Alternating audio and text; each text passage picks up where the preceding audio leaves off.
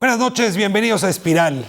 Pues no es novedad, el último reporte de Coneval nos indica que México es un país más pobre y que el tema de la desigualdad sigue idéntico, es decir, sigue habiendo muy pocos ricos y muchísimos pobres. Cabe explorar las razones de la crisis financiera de 2008, 2009, pero para ser serios habría que explorar las políticas que en nuestro país no ayudan a mejorar la distribución del ingreso y desde luego ese secuestro de las instituciones del Estado, del poder, donde se distribuyen los bienes y que se distribuyen muy asimétricamente. Hoy hablaremos de pobreza y desigualdad. Comenzamos.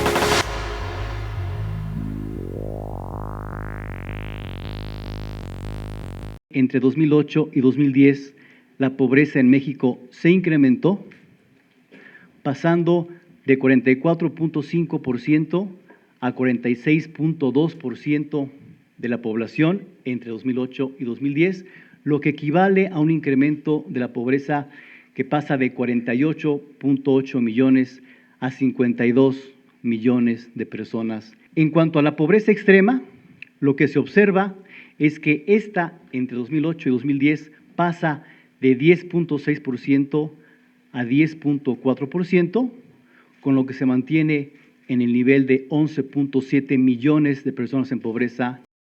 La presentación del Coneval sobre las cifras oficiales de pobreza 2010 lleva a conclusiones ambivalentes. Por un lado, se ha logrado contener la pobreza extrema y reducir ciertas carencias básicas de salud, educación o vivienda en poblaciones marginadas. Por otro, más de 3 millones de mexicanos engrosaron las filas de la pobreza y cerca de 39 continúan siendo vulnerables por una o más carencias.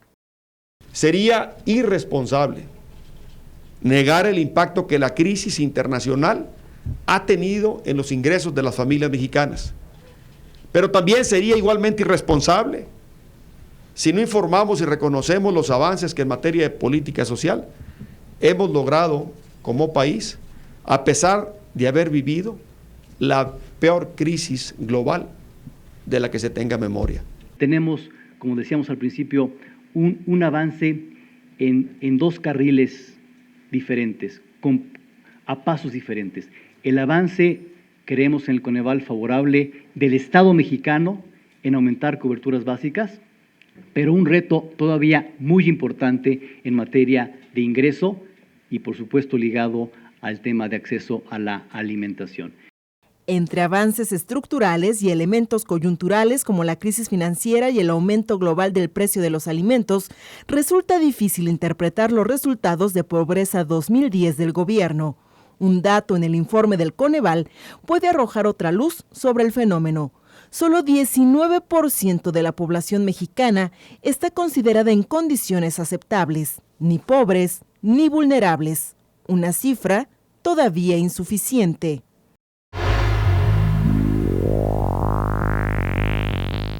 Pues abrimos nuestra discusión de hoy sobre pobreza y desigualdad con un panel estupendo. Les agradezco muchísimo que hayan aceptado acompañarnos aquí en Espiral. Y bueno, como es costumbre en nuestro programa, les pido que ustedes se presenten. Don Fernando, comenzamos con usted. Fernando Cortés, profesor investigador del Colegio de México y soy consejero académico en el Coneval. Me da mucho gusto tenerle aquí. Gracias, y tenemos de nuevo, ha estado en otros programas, a don Miguel Cervera. Me da mucho gusto tenerle aquí. Gracias. Sí, soy Miguel Cervera, estoy a cargo de la Dirección General de Estadística en el INEGI, el Instituto Nacional de Estadística y Geografía. Bienvenido, y está con nosotros también Juan Carlos Moreno. Bienvenido. Gracias por la invitación, al revés. Soy director adjunto de la Comisión Económica para América Latina en la sede en México y un doctorado en Economía también en la Universidad de Cambridge, para si quieres la credencial académica que a algunos jóvenes les puede importar. Muchísimas gracias por acompañarnos. Juan Fernando. Gracias por la invitación. Francisco Lelo de la Rea, soy economista, trabajo en el Centro de Estudios Económicos del Sector Privado, soy subdirector del área de investigación económica. Bueno, pues abrimos a partir del reporte reciente que ofreció el Coneval, que va haciendo un análisis cada 2 años sobre el comportamiento de la pobreza en nuestro país. Ya habíamos visto, aquí hicimos un programa justamente cuando en 2008 se liberó el anterior y ya había un impacto claro de la crisis económica que arrancaba y un incremento de la pobreza. Vemos que en este nuevo reporte, otra vez la pobreza crece en nuestro país. Doy un dato, en pobreza alimentaria, por ejemplo, pasamos de 23.8 millones de personas a 28 millones de personas, si no me falla el dato. Sí hay un crecimiento importante. Y luego si vemos el tema ingreso y acceso a otros bienes, es consistente. Los últimos 2 años en este país incrementaron el número de pobres. Pregunto lo obvio, ¿por qué? Pues una de las primeras razones es la que tenemos como resultado de la encuesta de ingresos y gastos que hacemos en el INEGI. Vamos a una gran cantidad de hogares a preguntarles cómo les ha ido en los últimos 2 años en sus ingresos, y uno de los resultados que obtuvimos fue que el ingreso promedio trimestral de los hogares bajó un 12% comparado del 2010 al 2008. Un cambio que afectó a todos los grupos sociales, al más rico y al más pobre, ¿sí? Al más pobre le fue mejor en la caída, pero todo el mundo bajó. El más pobre bajó un 7%. Le fue menos peor. Menos peor, sí, bajó un 7%, y el estrato más alto de ingresos bajó un 17%. Ahí se desapareció, de cada 5 pesos, digamos, se desapareció 1, y en el primero de cada 5 pesos se desaparecieron 50 centavos. Pero sí, fue algo que impactó a todo el mundo, y en particular fue más drástico el efecto en la zona urbana. Toda la zona rural el efecto fue un poquito menor. A ver, nada más para tratar de entender, ¿es un problema de ingreso o algo distinto? Y es que los alimentos, por ejemplo, en el caso de pobreza alimentaria, crecieron en su costo. Sí, o las dos cosas. No, yo creo que hay que diferenciar, porque tenemos 2 mediciones de ingreso en el país. Por un lado está la antigua medición que generó el Comité Técnico para la Medición de la Pobreza en el año 2002, y que es la medición de pobreza por ingresos. Se toma una línea que normalmente es una canasta alimentaria, se tiene un ingreso y si está por arriba no es pobre, si está por debajo es pobre. Y se generaron 3 líneas. Si alcanza con el dinero de uno, pues no para alcanza comprar la canasta. Si alcanza, no es pobre, alimentario, pero también hay de capacidad y de patrimonio. Entonces, eso fue la medición que se usó por mucho tiempo. En el año de 2004 se pasó la Ley General de Desarrollo Social, que es la que crea el Coneval. Hubo ahí un tiempo para hacer el reglamento correspondiente a la ley, y esa ley dice específicamente que se debe hacer una medición multidimensional de la pobreza, que toma en cuenta, por un lado, la parte de bienestar económico, pero por otro lado, el grado de satisfacción de un conjunto de derechos sociales que están especificados en la misma ley. Entonces, la referencia es a la antigua medición. Ahí hablamos de pobreza alimentaria, porque si miramos la nueva medición, lo que tenemos es una situación bastante más combinada, porque la medición de pobreza toma en cuenta no solo el ingreso, sino que también el nivel de satisfacción en un conjunto de derechos sociales que son a la alimentación, a la salud, a la vivienda, a los servicios de la vivienda. Es decir, hay... Ahora, Fernando, nada más, para poder medir en el tiempo, sí vale la pena seguir utilizando pues, algunos de los indicadores, ¿no? Sí, y, digamos, pobreza y acceso a alimentos es la manera más puntual de poderlo hacer en el tiempo. A lo mejor cuando pasen más años será fácil tener una serie larga. En ese sentido, sí es un dato relevante, claro, que pobreza alimentaria, pues hombre, de 23 a 28 son 5 millones. Pero también tienes en millones de personas la población que está debajo de la línea de bienestar mínimo de la nueva, porque aquí también hay un problema. La antigua línea que se usaba, la línea era la de INEGI-CEPAL del año 92, que tengo entendido que usó la encuesta de 84. Entonces, una canasta alimentaria bastante antigua. La nueva línea tiene una canasta alimentaria que se diseñó en el año 2006. Entonces, sí tiene una evolución en el tiempo, la otra serie es más larga, pero de una canasta muy vieja, y en la nueva pasó la pobreza de 18.4 millones de personas a 21.8. Es decir, en estos 2 años hay aumento. Creció la pobreza. Hay aumento. En eso hay coincidencia. ¿Por qué? Yo lo que te agregaría es que estás hablando de millones, pero el punto es porcentaje, porque al final somos más mexicanos en todos. Entonces, quizá que hubiera un poquito más de pobres en ese sentido. Si al final hay mucho más de no pobres, uno diría, bueno, no está tan mala cosa. El problema es que el porcentaje de pobres es el que subió. Y yo te diría, la pregunta es un poco al revés. ¿Y por qué iba a bajar la pobreza? Si cayó el producto 6 y pico %, la caída más grande que ha tenido la economía mexicana en el 2009, y no se recuperó en el 2010, pues ahí ya de entrada hay un problema fuerte. Y si eso lo ligas al empleo, que tampoco la recuperación ha sido tan buena. Sí se han creado ya el número de empleos, pero cuando ves la cantidad de gente buscando trabajo, bueno, el problema es fuerte, ¿no? La pregunta era, ¿por qué iba a bajar la pobreza? Y quiero insistir con el precio de los alimentos. O sea, cuando uno mira el tema en Egipto y por qué el movimiento en Egipto y en Yemen, en fin, la constante no era tanto gobiernos autoritarios como que el costo de los alimentos ha subido muchísimo. ¿Podría eso también ser explicación? Sí, yo creo que lo que estamos viendo es como hay 2 grupos de países que van a distintas velocidades, ¿no? Las economías emergentes grandes, China e India creciendo muy fuertemente, y esto está elevando los precios de los commodities, entre ellos los alimentos, y por otro lado las economías desarrolladas con una crisis súper profunda que tiene un impacto muy fuerte en empleo. Y entonces esta combinación obviamente ¿dónde estamos, impacta en la para pobreza. saber, Francisco? En la parte obviamente en la parte de las economías emergentes, pero con una gran dependencia de Estados Unidos. Y ahí el efecto directo, por decirte, del empleo en Estados Unidos, que afecta a muchos connacionales en el sector de la construcción, pues obviamente un impacto en remesas, y es un componente fundamental del ingreso de muchas familias mexicanas, y eso en parte explica, sin duda, la pobreza, y el alza en los precios, pues combina o refuerza este efecto para que aumente la pobreza. Lo que pasa es que están los dos efectos. Por un lado, los precios de los alimentos hacen más cara la canasta alimentaria, ¿no? Entonces, si hay crisis, alzan los precios de los alimentos, la línea se sube. Si alguien tenía un ingreso un poquito por arriba de la línea y sigue ganando lo mismo, se sube la línea y cae en la zona de pobreza, por un lado. Por el otro, también tiene que ver cuánto gana la gente. Y cuánto gana es cuánto recibe cada uno de los miembros del hogar y el número de miembros que está ocupado. Lo que hace el ingreso con el que cuenta ese hogar.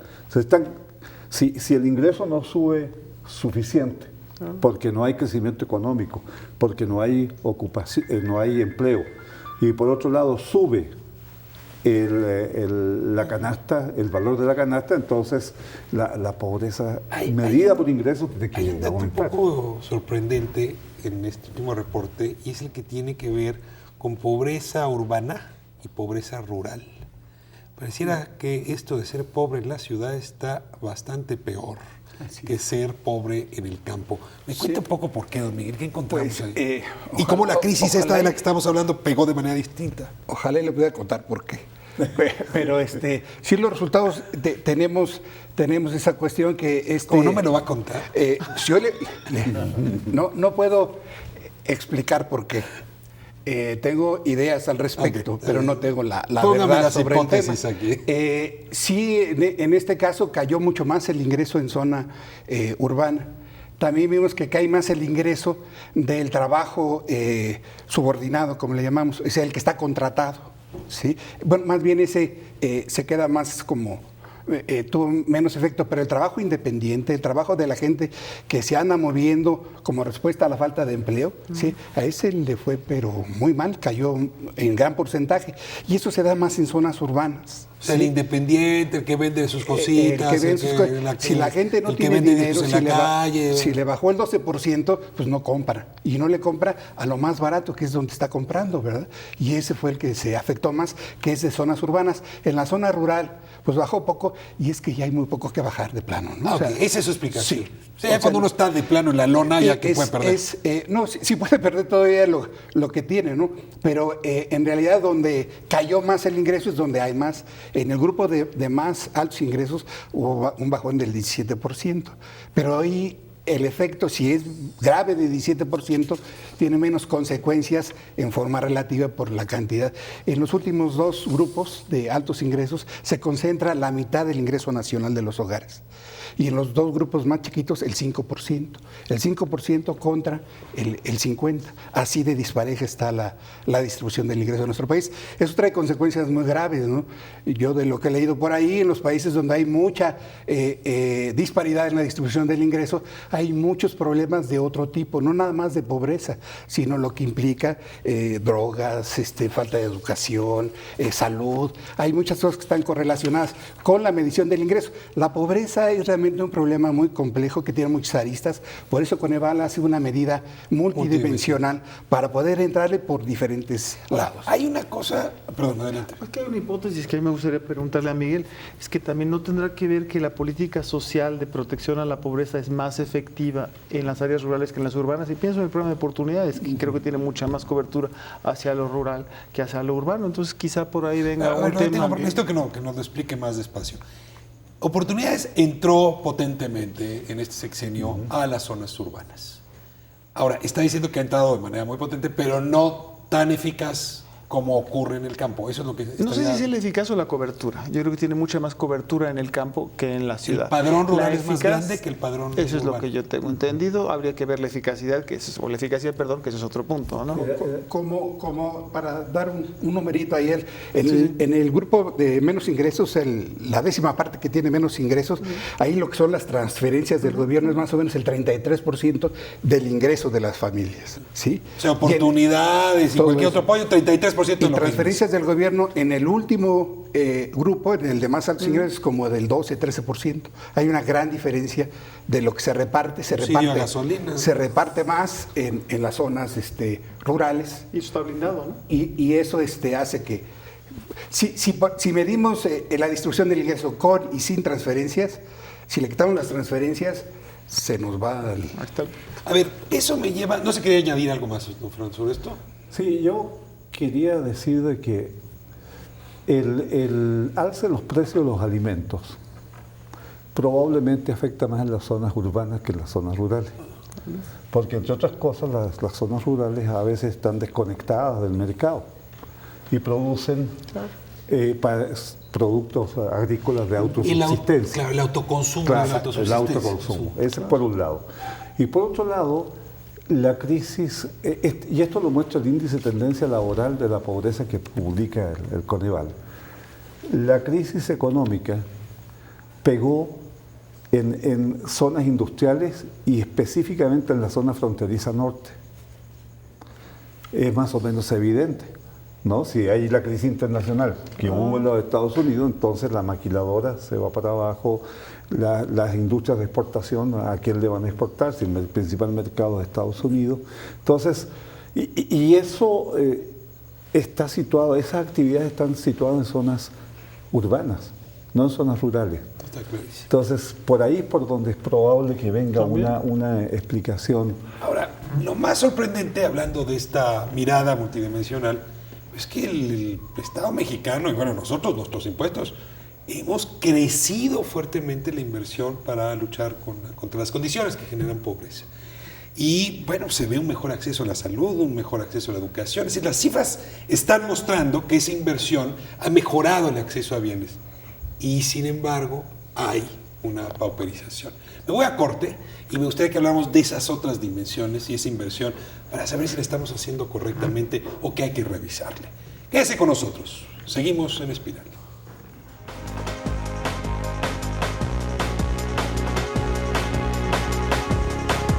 Sí, ya no se puede comprar pues no, lo que es lo más básico para uno, que es la ropa, zapatos, algunos alimentos o los paseos se han tenido que eliminar un poco. Si vas al mercado, lo que es jitomate, aguacate o limón es algo que a lo mejor era muy simple, se te complica.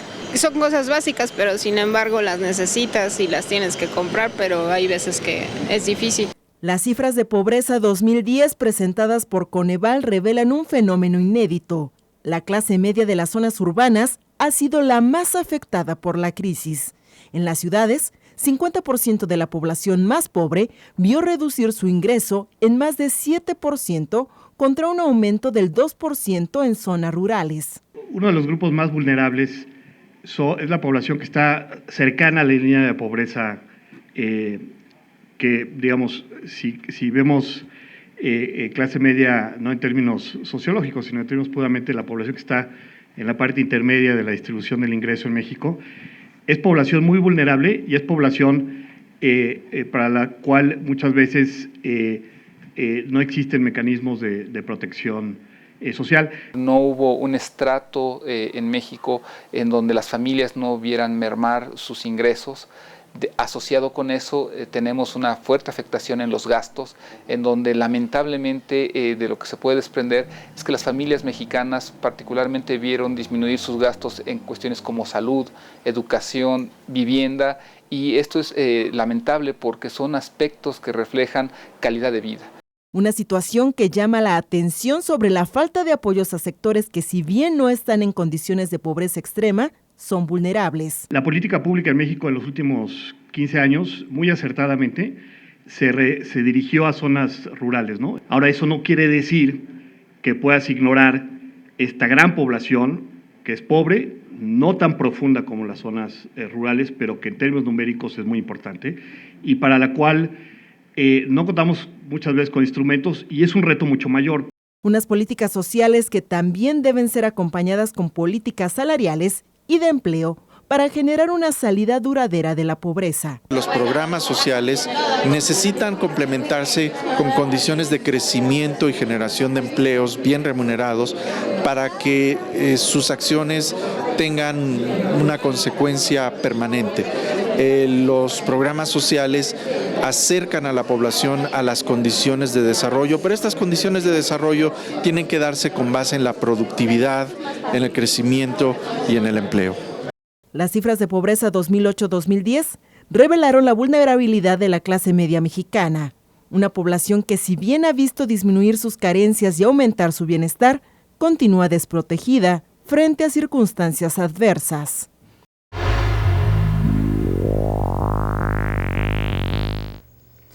Estamos de vuelta hablando de pobreza y desigualdad de nuestro país, y antes de irme les comentaba o les preguntaba sobre esta enorme inversión que ha hecho el país. Este sexenio en ese sentido ha sido espléndido, generoso en meterle dinero a luchar contra las condiciones que generan pobreza.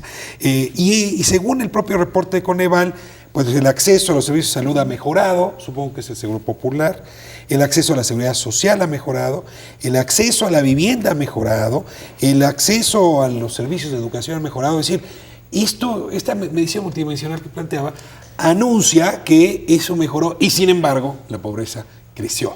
¿Cómo explicar esta suerte de contradicción?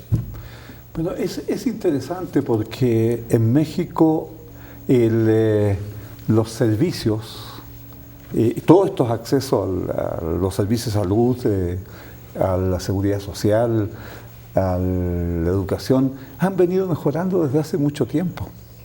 Es decir, el país sistemáticamente, tendencialmente, va mejorando. Yo tengo un comentario. Los montos de inversión tan importantes que se han destinado a educación, y no de ahora, digo, desde los 90s, han sido cada vez más los montos de inversión en la educación. Y los niveles de educación en el país son de escándalo, pero por lo mal que estamos en educación. Entonces, se ha destinado muchos recursos y se destina y se etiqueta como inversión, pero simplemente la calidad, en mi opinión, no responde a estos. Entonces ya no es cuestión de recursos, sino es una cuestión que hay que revisar, ¿no? Creo que hay que distinguir. Hay que distinguir entre cobertura y calidad. Lo que está midiendo la medición multidimensional de la pobreza es la cobertura. Acceso a salón de clases. Acceso al salón de clase, acceso a una cama de hospital, tener derecho a llegar a un hospital, ¿no? Tener el derecho. Acceso a una vivienda. Acceso a una vivienda. Es acceso a los servicios básicos de la vivienda y es carencia por calidad y espacio de la vivienda. Es decir, ¿qué tipo de vivienda es la que uno está habitando? ¿Tiene piso de tierra o no? ¿O piso de firme? La calidad de los techos, de los muros. En vivienda sí se mide calidad. A ver, en salud, ¿se mide calidad en servicio, salud, cama? No, en educación no se mide. No. O sea, si fuera... Y la salud y la educación son precursores para generar mayor ingreso. Desafortunadamente son productos de mediano y largo plazo. Pero, digamos, ya tenemos una buena historia de muchos años y la educación es el mejor ejemplo. Se le han destinado consistentemente, año con año, mayores recursos y simplemente en los índices internacionales seguimos en la parte baja, ¿no? En 1989 estábamos dedicando 3.7 del Producto Interno Bruto, hoy andamos cerca del 7.7 del Producto Interno Bruto. O sea, sí es una inversión de un país mucho más rico que entonces. Y sí, la cuestión de la calidad es fundamental. Yo me he metido al examen de PISA que se hace en todo y pues para resolver la parte de matemáticas no está nada sencillo. Para que lo resuelva un niño de secundaria, simplemente un niño mexicano no lo resuelve. O sea, tenemos un sistema educativo hecho para otra escala. Ese examen que se aplica de PISA, y si no se mete uno a internet y lo saca y lo trata de contestar y se lleva uno sus sorpresas. O sea, se entera uno por qué. Sí, los niños no pueden, los maestros tampoco pueden. Tenemos una educación de una calidad que como nos estamos midiendo con una escala muy alta, pues salimos en la lona, ¿no? Y yo creo que lo mismo pasa con la calidad de los servicios de salud, porque si bien hay acceso, ahora el crecimiento fue sensacional, del 2000 al 2010 la cobertura del servicio de salud pasó del 30 al 60%. 30 puntos. Seguro Popular es impresionante. Y se lo jala todo. Ahora la bronca es para la Secretaría de Salud atender a toda esa demanda. ¿Cómo lo va a hacer? Ahora, déjenme moverme a un tema que estamos de alguna manera rozando. No es mentira decir que este no es un país pobre. Es un país que se encuentra entre las 15 economías más importantes del mundo, con un volumen de exportaciones que nos coloca entre los 10, 12 países. Sí, Alan Turing decía, a ver, mexicanos no se enreden, ustedes son clase media. El problema de México es que somos profundamente desiguales. Alguien en este programa un día decía, esta es como una familia que tiene unos hijos viviendo en la Sierra Tarahumara y a otros de sus hijos viviendo en Escandinavia. Es decir, hay un problema de desigualdad. Y yo lo primero que diría es, ¿tiene algo de inmoral esto de que seamos un país tan desigual? Inmoral no sé, lo que tiene es que es muy ineficiente ser desigual. Además, es ineficiente. Es ineficiente, o sea, lo de inmoral o no moral, no estamos aquí para cuestionar la moral de la desigualdad, no, porque alguien podría decir, mira, yo gano más que tú porque yo trabajo más que tú y estudié más que tú. No, soy blanquito, tengo buenos conocidos. Ese es el punto. Yo te diría que el punto grave de América Latina es qué pasa con nuestros impuestos. Los impuestos, cuando comparamos Europa, Estados Unidos, Europa, que tomes la distribución del ingreso antes de impuestos es igualmente inmoral o injusta que la mexicana en ese sentido. Pero una vez que aplicas impuestos, resulta que allá la sociedad se vuelve mucho más igualitaria que la mexicana. Hay una economía muy desigual. La economía entra el Estado. Entre el Estado con impuestos. ¿Y entonces se corrige o no se corrige? Se corrige mucho más en Europa que en América Latina. México no es excepción en ese sentido. Nuestros impuestos servirán para muchas cosas, pero no tienen una capacidad de corregir suficientemente la desigualdad en el ingreso. Entonces, no están sirviendo, si es que estaban orientados a eso, no están para eso. Y eso, dice usted, nos hace muy ineficientes. Nada más eso nos hace muy ineficientes en términos de la economía, porque las economías muy desiguales, las señales de mercado no viajan igual de bien. Vayámonos. Señales de mercado. Señales de mercado, suena bonito, no es economista. Y suena como semáforos, pero no. Pues así son, así son. La asignación, vamos a un caso muy fácil. Va uno al banco, uno es un joven pobre, pero muy, muy inteligente. Y otro es un empresario ya muy conocido, quizá no tan inteligente, y los dos piden un crédito. Y el joven pobre no tiene los contactos, pero tiene la idea muy buena. ¿A quién le van a dar el crédito? No, pues al otro. Probablemente al otro, ¿no? Y ahí tomaría yo un punto que empezamos a comentar hace rato, que comentabas tú, que era si tenemos una inversión muy buena en educación y por qué no baja la pobreza. Habría que ver la inversión en general, no solo en educación. El coeficiente de inversión en México en proporción al PIB dista de ser el 25% necesario para que la economía crezca al 6-7% que necesitamos para generar empleos, ingresos, etc. Entonces, ver la pura inversión en educación, si uno no ve la inversión en lo demás, no funciona mucho. Y la desigualdad en ese mismo sentido hay que verla completa. Francisco. Yo nada más, yo creo que el argumento sería, la economía debe ser amoral. Es decir, en términos, hay que buscar la ¿Moral quiere eficiencia. decir sin moral? Sin moral en términos de no juzgar qué es bueno o es malo. Pero me atrevería a decir que sí hay un ámbito en que uno podría juzgar y es, debe haber equidad. Si la desigualdad es producto de una inequidad en la asignación, digamos, previa que conllevó a una desigualdad, el Estado debe de hacer todo en su poder para poner condiciones de equidad, es decir, que todos tengamos las mismas oportunidades. Y me regreso al tema de la educación. El muchacho de la buena idea y el hijo de papi con mucho dinero y muchos conocidos pero malas ideas. Esos dos deberían tener la misma oportunidad. El hijo de papi tiene buenas ideas, que los dos puedan tener el acceso al crédito independientemente de quién son hijos. Que tiene que haber y el Estado tendría que garantizar eso. Yo creo que el Estado debe garantizar igualdad de oportunidades. Quizá no igualdad de resultados, porque entraremos en un campo, pero sí igualdad de oportunidades, que todos tengamos las mismas oportunidades para que brille más, pues el que sea más inteligente. Ahora, o el que hay un trabaje instrumento más. que sirve para medir cómo está distribuida las oportunidades, o por lo menos los dineros, que es el famoso coeficiente Gini, ¿no? En México andamos, si no me equivoco, el 20% de la población se anda quedando con el 60% de la riqueza de este país. Ustedes me pueden corregir, pero sí en efecto hace que el 20% de la población tenga el 60% de las oportunidades, ¿no? Mientras que el 80% restante tiene que distribuirse el 40% de las oportunidades. Si lo pudiera poner en esos términos. Ahora, a mí lo que me alarma es ver que esta medición no ha variado en los últimos 20 años. Es decir, no logramos que la desigualdad se modifique. Esa pregunta es bien profunda. Es interesante recordar que en los años 90 los economistas nos hablaban de la tesis del goteo. La tesis del goteo sostenía que para que un país pudiese crecer, primero tenía que concentrar el ingreso, porque los de arriba tenían entonces la capacidad de ahorrar, de invertir y a través de la inversión hacer crecer el pastel y en algún momento iba a estar creciendo tanto el producto que ya iba a empezar a llegar, iba a derramar, iba a gotear hacia las clases inferiores. Ahora todavía puede pasar eso 30 años después. Bueno, el día de hoy los economistas ya no sostienen eso, ya cambiaron.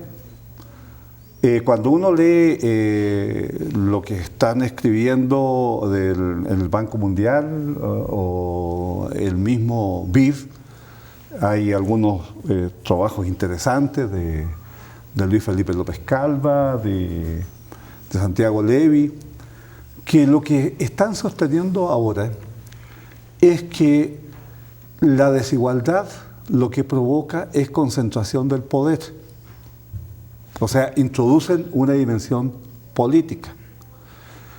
Y el poder es capaz de bloquear las políticas que le son adversas y dejar pasar las políticas sociales que les son favorables. Por lo tanto, para poder crecer, el argumento es ahora, hay que tener más equidad. Ahora, el asunto de, sí, equidad y desigualdad. Desigualdad está midiendo resultados. Equidad es un potencial en el sentido de que el campo está parejo para todos y unos hacen más esfuerzo y otros menos esfuerzo y unos ganan más y otros ganan menos. Está muy interesante que lo está poniendo porque entonces resulta que ya no puede uno ser amoral a la hora de juzgar la equidad porque esto repercute en el control de las instituciones y por lo tanto la distribución de los bienes de esas instituciones. Así es. Yo quisiera regresar un poco a lo que decía hace un momento. América Latina, un poco lo que nos dice su historia económica es que el Estado no sirve para corregir desigualdades. Y yo quisiera que me ayudara a entender por qué. Porque el Estado está controlado por los más poderosos, porque no hay forma de hacer una reforma fiscal que modifique la inequidad. ¿Por qué este mal compartido en América Latina? Me voy a corte y de regreso les pido una respuesta y seguimos avanzando con la discusión. Quédense con nosotros, seguimos en Espiral.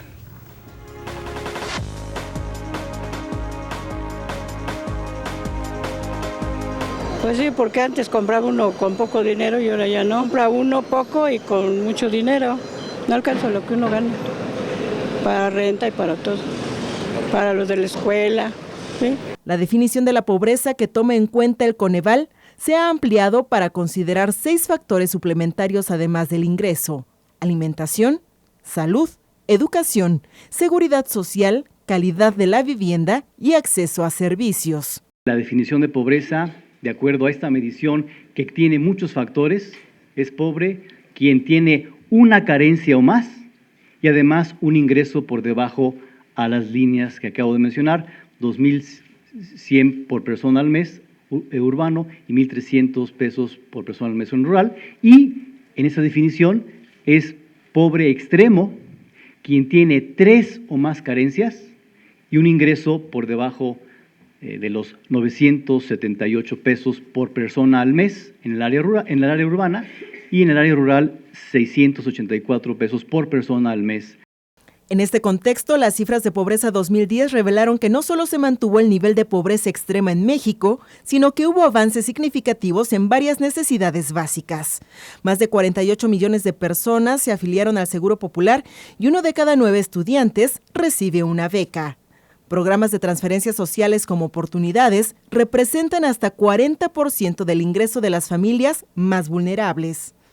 Hoy por hoy tenemos una generación más saludable, mejor nutrida y mejor educada que la que teníamos en fechas anteriores. El programa Oportunidades sí reduce los niveles de pobreza. Su fin es hacer posible que los hijos de las familias pobres tengan salud y educación para que compitan mejor en una sociedad de mercado. Ahora bien, el cómo contribuye esto a que la gente salga de la pobreza, ahí depende también de mucho de los factores del entorno, ¿sí?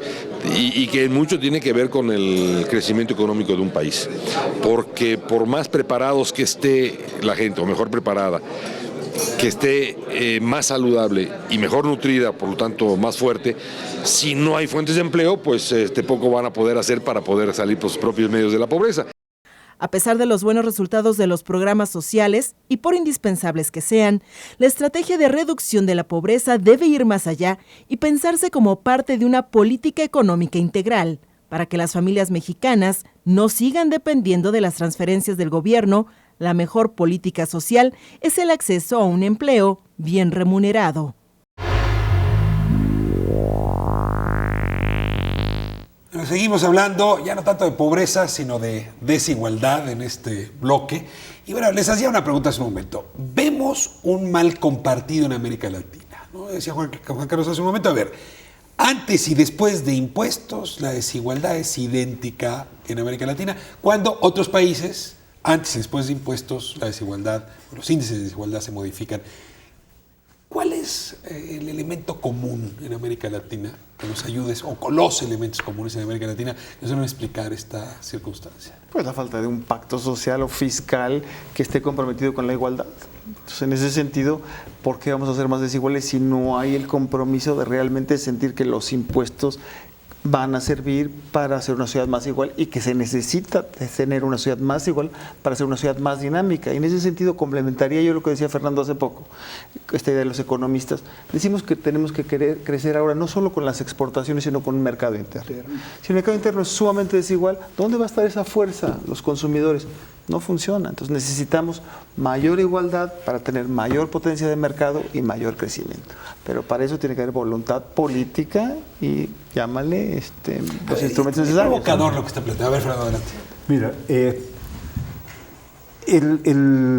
lo que está diciendo el conocimiento económico el día de hoy permite hacer el siguiente cálculo.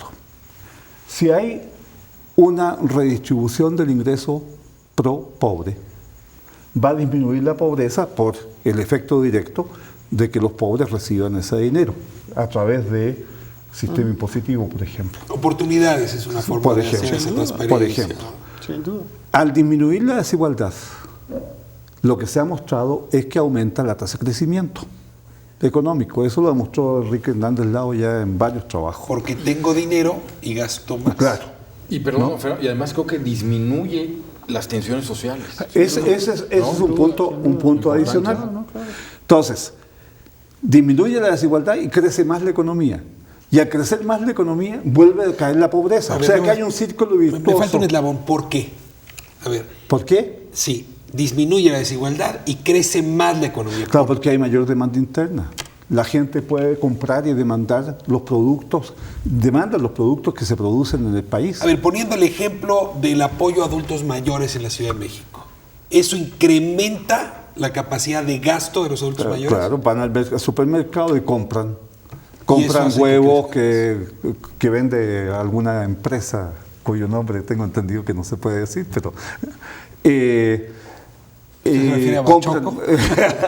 compran verduras, compran un montón de productos y no están fuera del mercado. Entonces, las empresas necesitan que las compren para poder realizar su ganancia. Sí. A ver, yo digo nada más apuntando un poco en términos de equidad. Creo que la equidad es para las personas y para las empresas. En atención decir, pues también tiene que haber oportunidad para que nuevas empresas entren al mercado a competir. Eso es fundamental también para, digamos, que esa demanda crezca, ¿no? Y en términos de por qué, digamos, no crece, es un factor multidimensional, pero una de las razones es lo que se conoce como la captura del Estado. Esto quiere decir grandes intereses, o intereses poderosos, o grupos de interés, pues de alguna manera se asocian con las autoridades o los funcionarios, y en ese sentido, ya lo señala don Fernando, no hacen posible reformas que atenten contra sus intereses. Por ese sentido, pues la captura es uno de los factores más negativos al crecimiento. Y pongo un ejemplo. En México tenemos hoy programas sociales, en específico al campo, que son regresivos. ¿Qué quiere decir esto? Que benefician más a quien menos lo necesita. Se destinan recursos multimillonarios prácticamente a grupos que no necesitan ese apoyo y se desprotege pues a quien más lo necesita. Entonces, vuelvo a mi argumento. Es decir, si es tan evidente que una redistribución pro pobre nos podría sacar, podría ser un círculo virtuoso que nos llevara a generar más producto, más empleo, y por consiguiente el país entrar en un sendero que no ha transitado desde hace 30 años. La pregunta es ¿por qué no? Y yo creo que una de las respuestas, uno de los elementos para responder a esa pregunta es la captura del Estado. A ver, ese es uno de los elementos y hacia el final del programa quisiera regresar a eso, pero puso un tema que me parece muy importante. En la época del gobierno de Carlos Salinas, más o menos, nos convencimos de que la locomotora del crecimiento era la exportación. Entonces lo que había que hacer era abaratar los sueldos, pegarle lo más posible a la mano de obra para tener productos que se iban a exportar y esos productos iban a traer dinero en esta teoría de la gota a gota. Y de hecho se concentraron capitales muy importantes en esta perspectiva.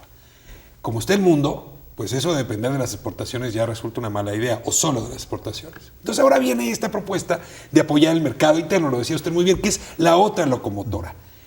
Ven a las élites mexicanas, porque eso del pacto social está muy bien, pero ven a las élites mexicanas conscientes de que su futuro, el de sus negocios, el de sus familias, pasa por desprenderse de mayor número de recursos por la vía de impuestos para inflar, crecer, robustecer el mercado interno, o eso no se ha modificado todavía. Cuando lo pones en esos términos, es difícil ver a las élites, no solo de México, sino de América Latina, decir yo quiero pagar más impuestos porque con eso va a crecer la demanda, etcétera. Pero cuando la divides entre la élite que vende productos para el mercado interno, tienes empresarios muy importantes en países muy conocidos que dicen que hay que tener salarios más altos, salarios más elevados, que haya mayor capacidad de compra, y otros empresarios que igual, corrigiendo un poquito, sigues complementando tu visión inicial de que tenemos que competir en el sector exportador bajando salarios. Eso no es necesariamente cierto, para nada, al contrario. México no puede darse ese lujo de participar así porque tenemos salarios ya bajos, pero no tan bajos como otros países. Nosotros necesitamos competir con valor agregado, con tecnología, para lo cual necesitamos mejores salarios, mejor educación, mejor salud, etcétera. Y eso va a ser necesario convencerlos a todos, élite y no élite, que hay que pagar impuestos y que hay que hacer una estrategia de crecimiento acelerado, fuerte, sostenido de empleo, producción, en América Latina en general, ¿no? El problema es general. ¿Hay condiciones para un nuevo pacto fiscal? ¿Las ven? El drama que estamos viendo en números nos lleva a esa conclusión. La pérdida del 17% del ingreso de las familias más ricas. Sí, eso debería influir para pensar una fiscalidad distinta. O de plano no nos da la entendedera, como decía mi abuelita. Perdón, digo, nada más a juzgar, digamos, por los recientes acontecimientos de las reformas estructurales que están detenidas en el Congreso, yo no veo posibilidades de ninguna reforma estructural de fondo que sea aprobada, ¿no? Es el sistema político que impide prácticamente decisiones difíciles, ¿no? Ahora, dicen ustedes, duro. A ver. Yo diría que dependiendo de los plazos, porque si una reforma es necesaria, es la fiscal. El puro petróleo se nos va a acabar en algún momento dado, ¿no? Entonces, de que vamos a necesitar esa reforma fiscal para subir 2, 3 puntos del PIB en X escenario, eso va a tener que ocurrir. ¿Cuándo se va a hacer? ¿Cómo se va a hacer? En este momento no sé si sea ello o no, pero inclusive hay cosas como nada más acabar con la evasión. Bueno, la evasión y la ilusión, las dos cosas, ¿no? Ahí ya son puntos interesantes que yo creo que el México de hoy sí está consciente que tenemos que acabar con esas injusticias en la parte fiscal. Imagínense que en algún lugar de esta mesa estuviera sentado la próxima o el próximo presidente de este país y que ustedes fueran su asesor económico en materia de pobreza y desigualdad. Yo les preguntaría, ¿qué tendría que hacer ese futuro dirigente del país para construir ese pacto, digamos, un nuevo pacto social? Yo tengo la impresión que el problema es muy profundo. Ya Humboldt, cuando anduvo por aquí, dio cuenta de la desigualdad que había en el país. Hay elementos culturales que invisibilizan la desigualdad. Uno puede andar por la calle y no se da cuenta de la diversidad de gente y los problemas que puede estar pasando esa gente, incluso para comer. Hay una cultura.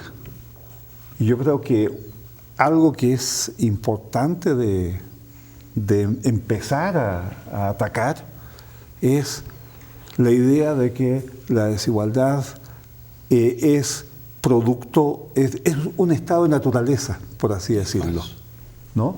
Es decir, el que hace más esfuerzo es el que gana más. Ya sabemos que no necesariamente, ¿no? Hay gente que se esfuerza, que se levanta a las 4 de la mañana, que llega a su casa a las 9, 10 de la noche, poco duerme y gana una miseria. Hace un esfuerzo tremendo y poco es lo que reditúa. Entonces, ahí hay una parte cultural que habría que atacar. La otra parte que hay que también que atacar es que los que más tienen se den cuenta que una redistribución vía el mecanismo fiscal. México es uno de los países que menos recauda en América Latina. Es decir, hay gente que no paga impuestos y está en los deciles superiores de la distribución de ingresos. Y hay evasión y elusión. Entonces, a esa gente habría que convencerla que a lo mejor pierde un poquito con la redistribución pero que en corto plazo, pero que en el mediano y en el largo plazo le va a ir mucho mejor porque, entre otras cosas, va a bajar la criminalidad también. Traemos 3 minutos, les voy a dar uno cada uno en esta misma pregunta. Yo considero que aquí creo que es lo que hemos estado platicando. O sea, yo propondría el que haya menos pobres y más ricos. A mí los ricos no me molestan. No les estorban, sí hay menos pobres. Sí, o sea, que se vayan pasando los pobres a la clase media y luego la media que se mueva. Y eso es a través de una reforma fiscal comprometida. O sea, donde se dé oportunidades a nuevas empresas que atiendan al mercado interno. Porque la exportación ya es un espejismo. Eso. O sea, lo que necesitamos es que haya productos, porque ahora compramos cosas hechas en China, hechas en y eso no nos beneficia. Necesitamos cosas hechas en el país, que la consuman los mexicanos, para generar empleos bien pagados, y todo este círculo virtuoso que decía Fernando se podrá dar. De otra manera, yo creo que siguiendo en este planeta tan globalizado, que cada vez está más chiquito, pues estamos en la lona, ¿no? Sí, digo, a mí le recomendaría, ¿no?, al presidente, digo, idealmente necesitaríamos una reforma que hiciera posible una verdadera rendición de cuentas de los funcionarios y los representantes y hacer posible su remoción o de alguna manera pues obligarlos a pasar las reformas, ¿no? Por otra parte... O reformas o mueres. Sería ideal, ¿no? Sin querer matar a nadie. Pero, y por otra parte, no hay balas de plata. O sea, en realidad necesitamos un proceso continuo de reformas en el ámbito educativo, en el ámbito de salud, en el ámbito fiscal, y no hay una sola reforma que podamos decir, digo, todas en conjunto son importantes realmente para dinamizar la economía. Mira, yo complementando lo que decían mis colegas y amigos, tendría que tener muy claro el siguiente ejecutivo, en fin, no solo de México, de donde sea, cuáles son los obstáculos principales al crecimiento de las economías. Entonces, vender un pacto fiscal como tal, así nada más porque vamos a pagar impuestos, no da. Pero vender una estrategia de desarrollo en la cual, mire, vamos a necesitar más impuestos porque necesitamos más infraestructura, ser más competitivos, mejor educación, eso es central. Sumado a que otro obstáculo que tiene en particular esta economía es la falta de financiamiento a la empresa productiva. Hay financiamiento para que yo compre mi coche, etcétera, pero no para la inversión productiva. Entonces, en ese sentido, yo me iría por esa línea, no solo al presidente de este país, sino de, en general, América Latina. Los obstáculos centrales son falta de inversión, falta de financiamiento y una política comprometida con mayor igualdad. No saben cómo les agradezco la inteligencia que han puesto en esta conversación. Creo que se queda uno con una mayor claridad y también con una mayor preocupación. Los estaremos invitando para seguir hablando del tema. Y muchísimas gracias a ustedes por habernos acompañado esta noche. Nos vemos próxima semana, 10:30, 11 TV, México.